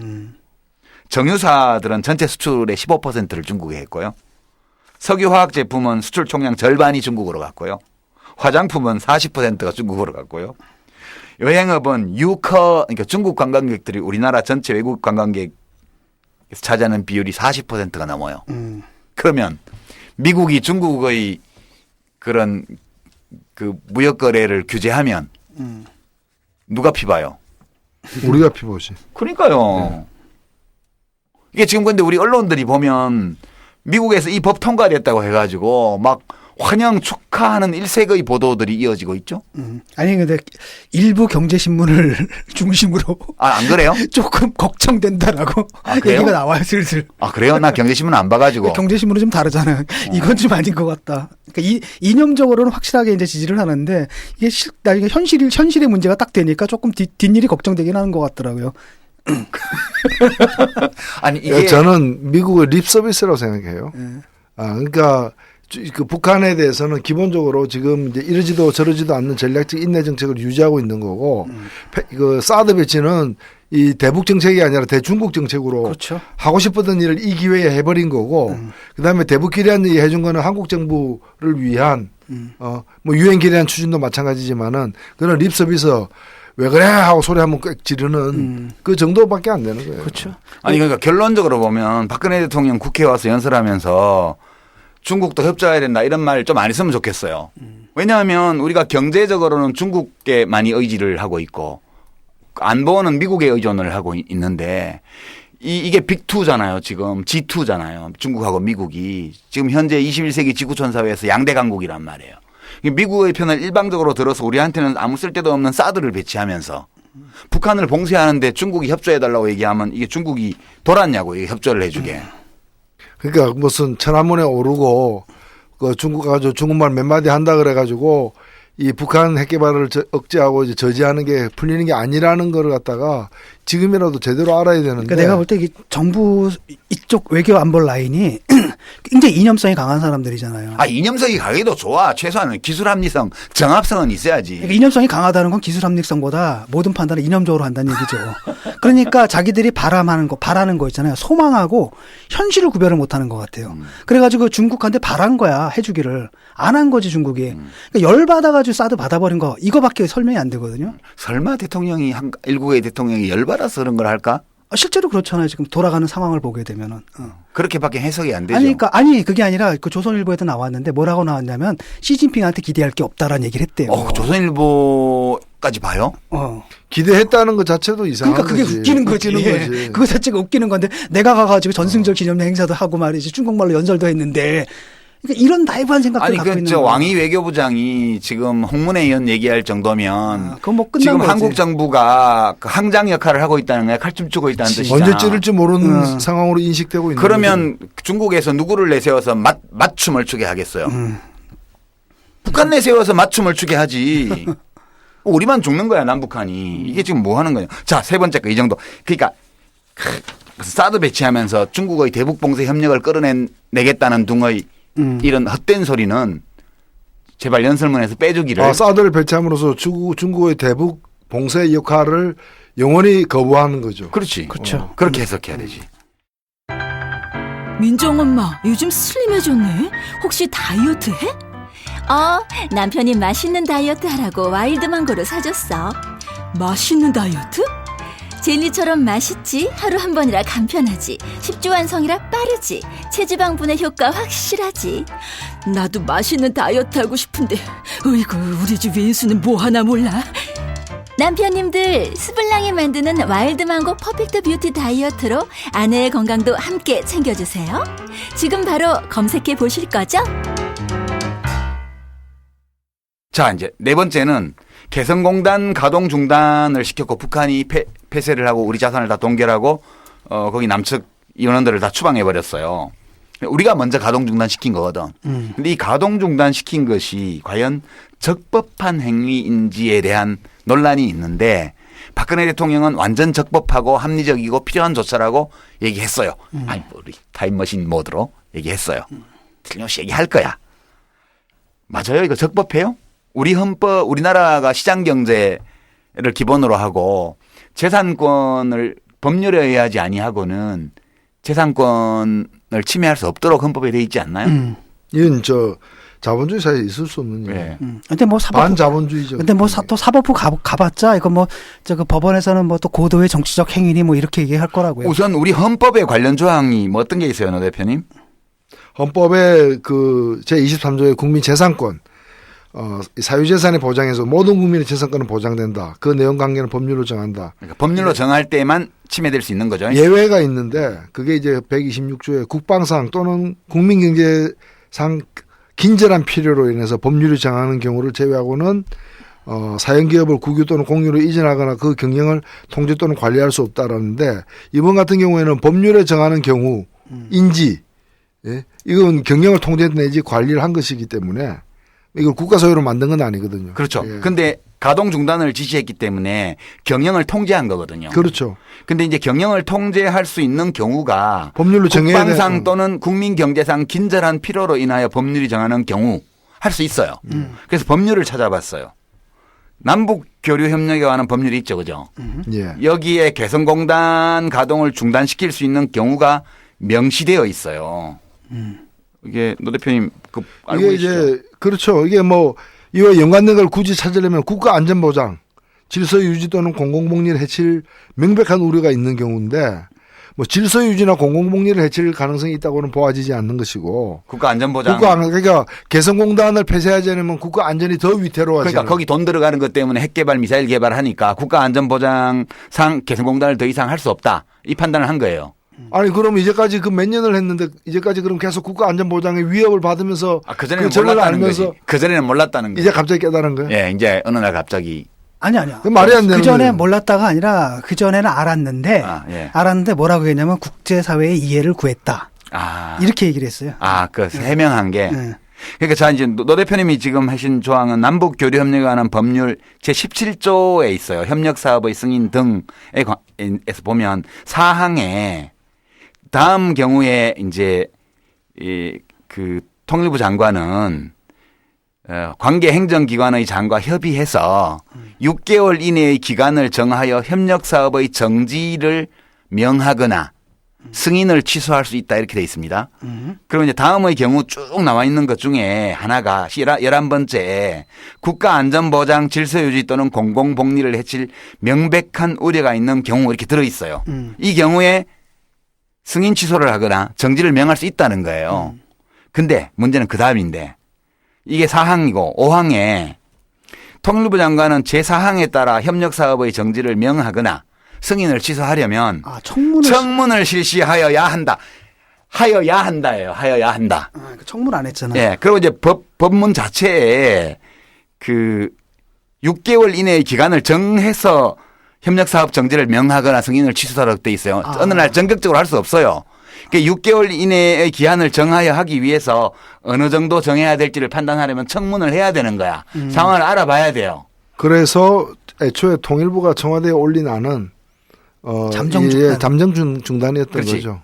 잠정 중단은 기한을 잠정적으로 정해놓고 청문 절차를 거쳐야 돼요. 그런데 이번 경우는 대통령이 직접 지시를 했고 청와대에서 그렇게 브리핑을 했어요. 그리고 통일부 장관이 그 지시를 받아서 그냥 명했어요. 기한도 정하지 않았고 청문도 실시 안 했어요. 불법이죠. 불법 아니에요? 법을 위배한 거죠. 왜냐하면 이 구조상 헌법에 그 예외적인 경우를 126조에 뒀잖아요. 그죠? 법률이 정하는 경우에는 할 수 있다고. 법률이 정하는 경우는 남북교류협력에 관한 법률 17조가 정한 거예요. 그러면 이 정한 거에 따라서 이렇게 판단할 수 있죠. 국가안전보장상 이제 국가안전보장을 해칠 명백한 우려가 있다고 개성공단이. 그렇죠. 뭐 해석의 문제니까. 그 해석의 문제니까 판단할 수 있어요. 그랬으면 절차를 거쳐야죠. 법에 정해진 절차요. 시행령도 아니에요. 법에 정해진 절차를 안 거치고 곧바로 전격적인 중단 명령을 했고 북한이 폐쇄하고 영구 폐쇄를 하고 추방하고 자산을 동결한 거는 국제법 위반이에요. 명백해요. 이거는. 우리 쪽의 조처가 잘못이었다 하더라도 이거는 우리 국내법의 문제고 자기들로서는 또 협의를 해야 되는 거지 그거를 이렇게 한 건 잘못이에요. 북한의 잘못인데 그 이전에 그 단초를 제공한 것이 우리 쪽의 조치고 이 행위가 우리 헌법과 국내법에 비추어 볼 때 불법이라는 거예요. 근데 정부에서는 이걸 뭐라고 얘기를 하냐면 고도의 정치적 행위다 그렇게. 그렇죠. 이게 통치 행위론이거든요. 이거 인정할 수 있나요? 아니 고도의 정치적 행위를 할 영역이 있고 못할 영역이 있는데 어떤 법을 넘어서는 할 수는 없는 거잖아요. 아니요. 고도의 정치적 행위라면 경우에 따라서 법에는 어긋나지만 정당하다고 인정할 수 있는 경우도 없는 건 아니에요. 예. 대통령이 너무 급해서 그렇게 할 수도 있지. 그래서 그 헌법에 그런 경우에 긴급 명령할 수 있는 권한이 있죠. 그죠, 노 대표님? 아, 그렇죠. 헌법 76조에 있죠. 예. 그 뭐가 있죠? 한 두어 가지 있는 것 같은데. 예. 이게 지금 내후외환, 천재지변 또는 중대한 재정 경제상 위기 이제 이런 상황에서 안전보장이나 공공안녕 질서를 위해서 긴급한 조치가 필요한데 아니 북한에서 인공위성 쐈다 해서 이게 내후외환 천재지변에 해당되냐 이거예요. 아 그건 그렇게 해석할 수도 있죠. 그럼 은하삼호 쐈을 때는 왜 가만히 있었냐 이거예요. 왜 나보고 그래요? 나 대통령인 줄 알았어요. 아니 지금 대통령을 대신해서 얘기하는 거예요. 헌법 76조에 그게 그 안전보장 또는 공공의 안녕질서를 유지해서 긴급한 조치가 필요할 때 할 때 재정경제상의 처분을 하거나 이 개성공단 가동중단이 재정경제상의 처분이잖아요. 또는 이에 관하여 법률의 효력을 가지는 명령을 발할 수 있다. 헌법에 다 있잖아요. 그런데 아직까지 정부 스스로가 이번 조치가 긴급명령이라고 얘기했습니까? 헌법상 그 대통령에게 주어진 긴급명령을 발동한 거라고 얘기를 안 했어요. 그냥 고도의 정치적 행위라고 했어요. 그 왜 그러냐 하면 이게 제가 지금 읽어드렸는데 여기 단서가 하나 있어요. 필요하다고 할 수 있는 게 아니고 국회의 집회를 기다릴 여유가 없을 때에 한하여 최소한으로 필요한 재정경제상의 처분을 하거나 법률의 효력을 가지는 명령을 발할 수 있다 이렇게 돼 있어요. 국회의 집회를 기다릴 여유가 없을 때 할 수 있는 거예요. 근데 연휴 기간에 국회가 열리고 있었잖아요. 그렇죠. 그 원샷법인가 무엇인가 처리하고 국회 선거구제 협상한다고 해서 국회가 열려 있었어요. 아니 그리고 쏘기 전에 쏘는 걸 막기 위해서 한 것도 아니고 이미 쏘아버렸는데 다음 쏘려면 또 시간 한참 남았는데. 그래도 그건 해석의 문제인데 일단 국회가 열려 있는데 했기 때문에 이 얘기를 못 하는 거예요. 정부가. 헌법 76조의 대통령 권한으로 설명할 수 없기 때문에 못 하는 거고요. 그다음에 이제 다른 긴급 조치. 국가의 안위에 관계되는 중대한 교전 상태에 있어서 국가를 보위하기 위하여 긴급한 조치가 필요하고 이거는 국회의 집회가 불가능할 때 한하여 법률의 효력을 가지는 명령을 발할 수 있다. 76조 2항 이것도 해당 없어요. 왜냐하면 교전 상태가 아니었거든. 미사일 선거를 교전 상태라고 주장한다 하더라도 역시 여기도 국회가 열려 있었기 때문에 안 되는 거예요. 그다음에 서로 국회가 안 열렸다고 하더라도 국회의 집회를 기다릴 여유가 없는 긴급한 상황이라고 판단했다 하더라도 사망해 보면 대통령은 이런 처분과 명령을 한 때에는 지체 없이 국회에 보고하여 그 승인을 얻어야 한다. 승인을 얻지 못한 때에는 처분 명령은 그때부터 효력을 상실한다. 이렇게 돼 있어요. 그런데 승인 못 받았잖아요. 정의와 국회의장한테 보고도 안 했잖아요. 그래서 사실은 이게 헌법상 긴급 명령을 발동한 셈인데 예, 그렇게 되면은 이제 헌법에서 명시한 여러 절차를 갖다가 많이 어긴 게 되고 그렇죠. 또 효력이 무효화되는 상황까지 갈 수 있기 때문에 이걸 긴급 명령을 발동해 놓고 긴급 명령이라고 부르지 못하는. 그러니까 홍길동 명령이야. 아버지라고 부르지 못하고 형을 형이라고 부르지 못하는 거야. 그래서 고도의 정치적 판단이. 그게 이제 통치 행위론인데 대통령이 고도의 정치적 판단을 근거로 해서 헌법과 법률이 규정한 절차를 지키지 않고 법률과 마찬가지의 강제력을 발휘하는 긴급명령을 내려서 개성공단 가동을 중단시킨 이 행위 불법이에요. 불법이지. 불법이에요. 헌법 위반이지. 헌법 위반이에요. 야당이 다쓰면 탄핵감이야. 명백하게. 예. 대통령은 이렇게 주장하면 안 되죠. 개성공단 가동 중단 명령이 정치적으로 합리적이고 정당한 행위였다고 할지라도 이런 식의 절차로 이 긴급 명령으로 명령을 내려서 중단시킨 것은 명백한 불법이에요. 그러니까 탄핵감이라고. 거의 그 박정희식으로 했네. 그때는 무법시대니까 그런 거지. 그래서 이 청와대가 고도의 정치적 판단이라는 논리를 편 거는 이런 법률적인 헌법적인 하자를 그 참모들이 이미 알고 있었기 때문에 네. 사후적으로 그렇게 얘기한 거니까 그럼. 국회에서 이렇게 연설하면 안 돼요. 국회에 보고하게 돼 있는데 보고도 안 하고 거기 가서 연설한다는 게 말이 되냐고 이게. 그죠?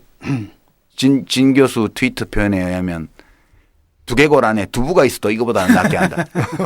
내 말이 아니에요. 진 교수 말이에요. 예. 고열의 정치적 판단이네. 고열의 정치. 두부 팬들한테 굉장히 항의를 많이 받았습니다. 자, 이게 네 번째 개성공단 가동 중단 명령과 관련해서 대통령의 국회 연설을 우리가 분석하고 비평해 봤어요. 이제 마지막 쟁점인데요. 자, 이제 개성공단은 가동 중단이 됐을 뿐만 아니라 북한이 폐쇄를 했어요. 근데 다만 몰수를 하지 않고 자산을 동결했어요. 금강산 경우는 처음에 동결해서 오래 가지고 있다가 몰수했죠. 그죠? 네. 같은 절차를 거치지 않을까요? 네, 몰수라고 말만 아니요, 몰수. 형식적이나마 몰수를 하려면은 북한의 이제 그 최고인민회의 그 열어가지고 그게 그렇죠. 뭐 중앙상무위원회 결정을 해야 돼. 결정을 해야 되는 거예요. 그래서 이제 일단 동결로 갔다는 거는 다시 얘기해 볼 여지가 전혀 없는 거 아니라는 뜻이에요. 저는 그렇게 해석해요. 예. 그리고 이제 개성공단을 군사통치구역으로 선포를 하고 다시 북한군 정예부대가 내려왔어요. 이제 국민들이 이게 많이 모르던 건데 휴전선이 사실은 한 15km 정도 뒤로 갔었어요. 뒤로 간 거거든. 위로. 그러니까 원래 군대가 주둔하고 있던 지역이 이제 그 개성공단 때문에 북쪽으로. 그때 김정일 위원장 예. 때 그걸 물리치고 이제 평화지역 공단 시설로 만들었던 북한 건데. 내부에서의 그 군부의 반발이 굉장히 심했는데 예. 그러니까 김정일이 설득해가지고 개성공단 폐쇄로 군사적 긴장이 더 높아진 거죠. 그러니까 이제 지금 자주포, 방사포, 다연장 로켓포 이거를 전진 배치 개성 쪽에 전진 배치하고 있다는 보도들이 지금 나오고 있죠. 북한도 네. 이제 막 가는 거죠, 지금. 그리고 이제 이거 본격적으로 이제 개성공단 가동 중단으로 인해서 북한이 혹독한 대가를 치르게 될 것인가. 이게 북한의 돈줄을 막고 미사일 핵 개발의 자금줄을 차단하는 효과가 있을 건가. 있다고 주장했어요. 대통령은. 아이, 물론 내일 일이지만 우리가 알 수 있어. 했다고. 가정이 아니라 타임머신 타고 갔다 왔어요. 이게 상당히 의문스럽지 않아요? 뭐 효과가 아주 없진 않을 거라고 봐요. 근데 그것이 이제 북한의 핵 개발 의지를 꺾을 정도로의 결정적인 효과냐. 거기에 대해서는 그런 효과를 기대할 수 없다는 게 대다수 의견이죠. 경제 제재인데 사실은 이 조치로 인해서 경제적 손실은 우리가 더 크고요. 북한이 입게 되는 손실도 있겠지만 우리 기업 등이 입게 되는 손실이 더 큰 것으로 지금 확인되고 있고, 그다음에 북한이 입는 손실한 것도 물론 거기서 이제 그 일하던 사람들 일자리 뺏기면서 수입이 줄어든 건 있지만 그 사람들은 고통스럽게 되지만 그건 또 그 사람들이 다른 일자리를 찾거나 하는 문제이고, 북한이 이걸 달러로 결제했는데 그 달러가 어디 쓰여졌다는 얘기는 그야말로 황당무계한 얘기예요. 자, 그 전에 우선 개성공단의 주요 통계에 대해서만 간단하게 짚고 넘어갈게요. 이 폐쇄 당시에 이제 북쪽 그 근로자가 54,800명 그 정도 근무했고요. 우리 남측 근로자들이 한 800명 정도 있었어요. 북한 근로자들의 월 최저임금은 74달러예요. 월 최저임금이요. 실제 준 거는 100달러 이상 좀 줬다고 그러죠. 거기다가 이제 그 분담금, 우리로 치면 사회보험료 비슷하게 이렇게 사용자가 내는 것까지 해서 맥시멈 1인당 한 150불 정도 들어갔다고 그래요. 그다음에 2004년도에 개성공단이 가동을 시작했는데 그 뒤부터 지금까지 지급된 현금이 5억 6천만 달러. 우리 돈으로 6,100억 원, 200억 원 정도 돼요. 5억 6천만 달러요. MB가 날린 돈의 약 40분의 1 정도 되네요. 아니 뭐 그거 갖고 비할 건 아니고, 그다음에 정부와 민간이 개성공단에 투자한 돈이 그거보다 좀 더 많은 8억 5천만 달러예요. 그러니까 우리가 북한에 지급한 돈은 5억 6천만 달러. 우리가 투자한 돈은 8억 5천만 달러. 그러니까 1조 200억 정도? 네, 1조 원 정도. 1조 원이라고 하면 돼요. 1조 원. 그다음에 개성공단이 지금까지 개성공단에 생산한 누적 액수는, 이거는 이제 폐쇄 당일이 아니고 2015년 11월 말 기준으로 보면 32억 달러 정도를 생산했어요. 그러니까 북한에 지급한 돈은 약 6천억 원. 총 생산액은 약 4조 원. 3조 8천억 원. 그러니까 한 5배 정도 돼요. 5배. 5배 조금 넘는 정도. 그러니까 이 이야기는 전체 창출된 부가가치 중에서 20%가 북한으로 갔다는 얘기고 80%는 우리가 가져왔다는 뜻이에요. 그렇죠. 그죠? 예, 그렇게 돼 있고요. 그러니까 우리가 꼴밤 한 대 때리기 위해서 5대를 때린 거죠, 자기한테. 2015. 그렇죠. 이 자체로도 경제적 손실이죠. 예, 그러니까 기본적으로 구조가 그런 거예요. 거기서 생산을 100원을 하면 20원은 북한에 주고 80원은 우리가 갖다 줬어요. 그리고 이제 작년 한 해만을 기준으로 보면 북한에 지급한 돈이 1억 1천만 달러 정도 들어갔어요. 그다음에 우리 124개 입주 기업의 매출액은 약 5억 2천만 달러. 여기도 거의 정확히 5배죠. 5배. 그러니까 대개 하여튼 100원 만들면 20원 정도 북한에 떨구고 80원 정도 우리가 가져왔습니다. 이게 개성공단의 실제 내용이에요. 근데 이제 이 개성공단 폐쇄가 누구에게도 고통이 되냐? 돈 기준으로 보면 어때요? 우리한테 더 큰 고통이 되고. 그러니까 절대적인 기준으로 우리한테 고통이 더 크고 상대적인 기준으로한테는 뭐 그쪽에 더 클 수는 있죠. 아니요, 뭐 제가 볼 때는 이게 북한을 이걸 통해 이제 북한의 경제적 압박을 가할 수 있는 거라고 믿는다면은 그러면은 중국에 가 있는 우리 기업들은 뭐예요? 북한 노동자보다 훨씬 많은 임금을 갖다가 중국 노동자한테 주고 그걸 가지고 또 중국 노동자 세금 내고 이러면서 그 중국의 ICBM도 만들고 뭔가 거 다 하잖아요. 북한에다가 엄청 뭐 주기도 하고. 이게 말이 안 되는 얘기죠. 근데 이제 누가 더 아플까 이렇게 보면 돈 규모로 보면 1대5 정도로 우리가 더 아프죠. 절대적 기준으로. 근데 우리가 경제 규모가 북한보다 훨씬 크고 GDP 1인당 GDP가 몇십 배 높기 때문에 이제 고통은 주관적인 거니까 그런 점에서 보면 뭐 비교하기는 어려워요. 그러니까 북한도 고통스럽고 우리도 고통스러워요. 근데 북한은 전체주의 국가잖아요. 여기 실업자 된 노동자들 그날부터 출근 안 했는데 어디 가겠어요?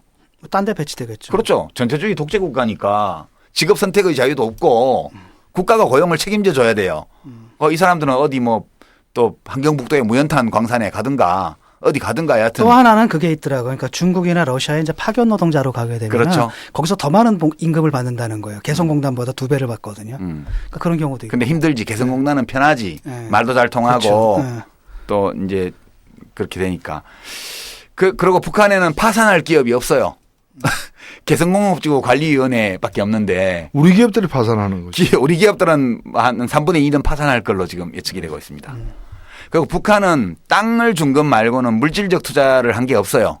자본 투자를 한 게. 전기수도 남쪽에서 가는 거예요. 예, 그러니까 이제 단전단수. 예, 물하고 전기도 다 남쪽에서 갔고. 그러니까 북한은 땅 제공한 것밖에 없어요. 노동력하고. 그러니까 땅은 그냥 있는 거고 거기 위에 건물이 지어진 상태로 지금 설비하고 다 남았어요. 제거하고 자기들이 동결했으니까. 그리고 그 장기적으로 보면 남한 기업들은 이미 거기 투자한 거 물적 손해 입은 거 외에 항구적으로 개성공단이 잘 운영되었더라면 기대할 수 있었던 그렇죠. 수익 있죠. 잠재적 수익. 예, 이게 다 날아가 버렸습니다. 그러니까 실업자가 된 사람들은 스스로 일자리를 찾아야 되고요. 그렇죠. 그래서 비유하면 북한은 손가락 하나 뱄어요. 아파. 우리는 손가락 여러 개 잘라졌어. 막 굴러다니고 있어. 그게 지금 울고 있는 입주기업 사장님들이. 아니 미사일 쏜 거는 북한이 쏘서 벌을 줘야 될 건 북한인데 왜 우리 중소기업 사장과 사장님들하고 직원들이 벌을 받냐고. 그러니까 이게 이런 거예요. 우리가 많이 쓰는 얘기 중에 소 잃고 외양간 고친다는 말이 있잖아요. 네. 소를 잃기 전에 제대로 해야지 소를 다 잃어버린 뒤에 외양간 고치면 뭐하냐 그러는데 그나마 그래도 소 잃고 난 뒤에 다시 안 잃어버리기 위해서 외양간 고치는 건 괜찮은 거예요. 지금 박근혜 정부가 하는 일은 소를 잃고 마구간을 폐쇄해버렸어요. 그렇죠. 외양간 고친 게 아니라. 그래서 왜 하필이면 마구간 말이 있는 마구간을 왜 폐쇄했냐니까 소가 마구간 통해서 도망갔다. 말이 안 되는 얘기라고. 자, 이 한반도의 거시 리스크가 커졌는데요. 이제 제일 큰 리스크는 김정은이겠죠, 아무래도. 네. 핵실험하고 미사일 쏘고 하니까, 미사일이 아니라 인공위성 쏘고 하니까. 그리고 이제 속으로는, 겉으로는 인공위성 축하한다 이러면서 속으로는 우리 ICBM 쏠 수 있어. 이렇게 하는 김정은이 최대 리스크고요. 그래서 이런 식으로 대응하는 박근혜 대통령이 그 다음으로 큰 리스크 아닌가 싶은데. 그렇죠. 왜냐하면 우리 노 대표님 그 정치 동향이랑 금융 동향 보셨어요? 예, 뭐 신문에 난 걸 봤는데 지금 그 블룸버그 그 미국의 유명한 경제지죠. 예. 뉴욕 장외시장에서 한국 정부가 발행하는 5년 만기 외화 채권에 대한 신용부도 스와프 프리미엄이 전날보다 9bp 오른 83bp로 거래를 마쳤다. 그러니까 이거는 이제 한국이 부도 위험이 생기면 이게 올라가는 거예요. 부도 위험이 그러니까 손실 보장해주는 금융 파생 상품인데 이 그 CDS 프리미엄이 높아졌다는 것은 부도 위험이 그만큼 높아졌다. 한국 경제가 그만큼 더 위험해졌다. 거시 리스크가 커졌다는 거죠. 예. 국가 신용 등급이 내려갔다는 안 뜻이고. 그래도 국제 금융 시장이 불안해진 데다가 남북 관계마저 악화되면서 이게 지금 높아진 거죠. 예. 그 증시가 지금 지난주 주말에 그 코스닥은 이제 8% 폭락했고 그래서 서킷 브레이크 그러니까 주식 매매 중단 조처가 났죠. 코스피도 좀 형편없죠. 예. 오늘 중국 증시가 춘절 지나고 문 열자마자 아침장에 벌써 2.8%가 폭락하면서 시작을 했던데 지금 어때요? 그 오늘 증시 동향도 물론 안 좋죠. 그러니까 이 지금 하고 있는 거 보면은 그 과거에 이제 그 이명박 정부가 비즈니스 프렌들리라고 했는데 이건 비즈니스 프렌들리가 아니에요. 밀리터리 프렌들리. 맞아요.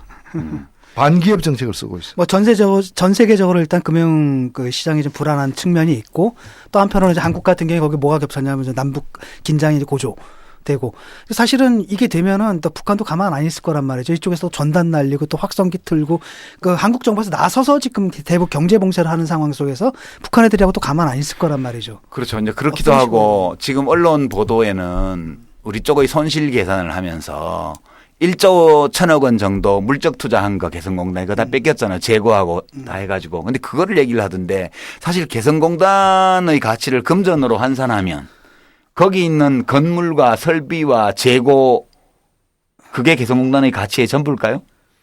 그 한반도의 그 긴장의 미래. 지금은 대립하고 긴장하고 있지만은 미래에 어떤 이 교류와 협력의 확대로 인한 어떤 좀 평화적 결과가 있을 수 있는가를 시범적으로 보여주는 창고 같은 역할을 사실 한 거예요. 어떻게 보면은 대한민국의 가치를 높이는 대한민국의 미래 가치를 높이는 상징물 중에 하나가 개성공단이었다. 그러니까 생각해봐요. 장부에 안 잡히는 손실이 금강산 관광 저렇게 끝나버리니까 그 강원도 고성군 일대에 그 투자했던 상가 이런 게 다 폐허가 돼버렸잖아요. 지금 개성공단 문 닫으니까 지금 북파주 쪽에 어때요? 난리가 났죠. 통일전방에 있는데 지금 손님 다 없어졌대잖아요. 관광객 다 끊기고. 그러니까 이 정부나 기업의 장부에 직접 잡히지 않는 그런 경제적 가치 이것이 남북관계가 잘 자리 잡으면 굉장히 큰 거거든요. 그거 다 날아가 버렸다는 거죠 지금. 그리고 더 나쁜 건 뭐냐면은 그 변명을 하는데 또 자해성 변명을 해서 이 사람들이. 네. 아니 그 통치 자금이 그냥 미사일 개발에 쓰였다, 핵 개발에 쓰였다라고 얘기를 해버리면은 그 다음에 이걸 다시 재개하는데도 굉장히 큰 부담이 있다고. 아 그거요. 개성공단에 들어간 돈 70%가 당 서기실에 상납이 되어서 당 39호실에 들어가서 핵과 미사일 치적 사업 자랑 사치품 구입에 쓰인 걸로 파악됐다 이렇게 얘기를 했어요. 예. 근데 이게 이제 유엔 안보리 결의 위반이잖아요. 그걸 스스로 인정한 거고 이번에 한국일보 보니까 그 얘기가 나오더라고요. 정부 관계자한테 계속 추궁했대요. 안보리 결의 위반 아니냐 그랬더니 머쓱해하면서 사실 위반인 건 맞다 이렇게 대답했다. 그러니까 이게 뭐냐라는 거예요. 왜냐하면은 계속 보고를 할 때 그럴 위험 없다라고 보고를 했고 그다음에 지난번에 실사를 나왔을 때도 그런 식으로 해명을 했거든요. 그러니까 국제사회에 대해서 거짓말을 했다는 걸 정부에서 변명하느라고 아니 지금. 거짓말도 말이 되게 해야 되는데 그러니까. 이 통일부 장관 홍영표 통일부 장관의 말이요. 이게 얼마나 웃기냐 하면 그러니까. 우리가 100불을 근로자 1인당 월급으로 줘요. 예를 들어서 100불을 줬다고 그러면 이제 30달러 정도를 이제 세금 우리도 소득세 내고 뭐 그 사회보험료 내는 것처럼 북한에서 30%를 정부에서 가져가요. 그거 당연한 거 아니에요? 예. 근로소득이 있으면 소득세도 내고 그렇죠. 사회보장 분담금도 내야 되는 거지. 그런데 70불을 근로자한테 줬어요. 근데 근로자한테 안 줬다 이거지. 안 주고 물품 교환권이나 이런 걸로 줬다는 거예요. 당연한 거 아니에요? 근데 그게 그거 아니에요? 왜냐하면 지금은 우리나라가 외환 거래나 외환 계좌가 좀 자유화되어 있지만 70년대 유신 시대만 해도 수출을 하거나 외국에 가서 돈을 벌어서 외화를 획득해서 들어오면 100% 무조건 외환은행에서 환전을 해야 되잖아요. 국내에서 달러로 거래가 정상적으로 안 되죠. 암시장 빼면. 그러니까 당연히 북한 근로자들이 달러로 월급을 받으면 그걸 북한 당국에 내고 자기네 돈으로 바꿔서 써야 될 거 아니에요. 그렇죠. 그러면 이른바 그 금융 측면으로 보면 북한 근로자들이 일을 해서 받은 모든 달러는 북한의 금융당국으로 100% 다 모이는 게 정상적인 거예요. 그럴 수밖에 없는 거예요. 그렇죠. 근데 왜 이제 그러면 쿠폰 얘기가 나오냐 하면 북한의 공식 달러 환율하고 실제 암시장에서 거래되는 환율의 차이가 어마어마하게 커요. 북한은 시장에 가격 메커니즘이 없는 나라니까 아주 부분적으로밖에 없으니까 이 외화와의 거래 비율, 북한 화폐와의 거래 비율이 그러니까 달러가 공식적으로는 굉장히 저평가되는 거죠. 그렇죠. 뭐 과거에 1대2 그러니까, 이렇게 했어요. 그러니까 실제 시장에서는 실제 시장에 나가면 엄청난데. 그러니까 1달러에 2원이다 공식적으로. 그러니까 그거 바꿔서 못 먹고 산다는 얘기잖아요. 나가면 1달러에 20원이야 또는 200원이야. 그러니까 공식 환율로 바꿔주면 북한의 그 개성공단 근로자들 월급을 못 받는 거나 그렇지. 똑같아요. 그러니까 현물로 지급을 한 거 쿠폰으로 그 자기들 이 실질적인 걸 반영을 해가지고 그걸로 근로자들이 먹고 살았단 말이에요. 그러니까 이거를 실물로 뺏어가는 거는 지네 내부 문제예요. 인민들을 국가가 착취하는 문제고 금융으로 보면 달러로 지급을 한 이상 모든 달러 화폐는 북한의 금융당국으로 집중되게 돼 있어요. 이거를 가지고 무슨 핵미사일에 쓰인 증거라고 이렇게 말을 해버리면 이 논리라면 북한의 달러나 위안화나 또는 유로화로 지급하는 모든 거래를 다 불법화해야 돼요. 그렇죠. 이게 도대체 말이라고 하는 거냐고 이게. 아무리 통일부 장관이지만 경제의 기본은 알아야 될 거 아니에요. 아 그리고 요구로 이걸 갖다가 우리가 북한 돈으로 줬다 그러면 달러로 안 주고 네. 그래도 우리가 북한 돈을 구하려면 달러를 줘야 돼. 원화를 주든가. 그게 그거잖아요. 그 원화를 주면 또 걔들이 가서 달러로 또 바꾸지. 그냥 환전했다는 얘기밖에 들으니까. 그러니까 주머니 돈이 쌈짓돈인데 여기다가 근데 이데올로기적으로 마치 그 돈을 다 가져가서 그걸 가지고 핵 개발하고 미사일 개발했다 이렇게 오도하는 거지. 정보 얘기건데 정부 입장이 맞다면 유엔 안보리 결의 위반이자 동시에 이거 이적행위거든요. 그렇지. 알면서 준 거 아니에요. 이적행위까지. 그냥 이거는 무식한 소리로 간주합시다. 우리 대통령이 이런 보고 엉터리 보고를 받고 국회 연설을 이렇게 한다는 거는 국가의 품격의 문제라고 저는 생각합니다. 천박한 거죠. 네. 진박이 아니고. 네, 천박. 네. 그 자체입니다. 자 진짜 노시인 우리 노회찬 대표께서 진노이신 노 대표께서 박근혜 대통령의 원래 공약을 다 실천하는 것을 축구하는 진박으로 새로이 등극을 하셨다는데 타임머신을 타고 가서 대통령의 국회 연설문의 핵심 내용 5가지를 우리가 비평해봤습니다. 예. 청취자 여러분들 참고하시면서 내일 들어보시고요. 이거 듣고 대통령 그 연설을 들으면은 정확한 이해가 되겠네요. 예, 우리가 타임머신을 진짜 탔는지 안 탔는지 알아보실 수 있습니다. 오늘 타임라인 여기서 마치겠습니다. 수고하셨습니다. 수고하셨습니다. 건축주의 철학과 개성을 닮은 집을 추구하는 목조주택 전문기업 꿈꾸는 목수가 정치카페를 후원합니다.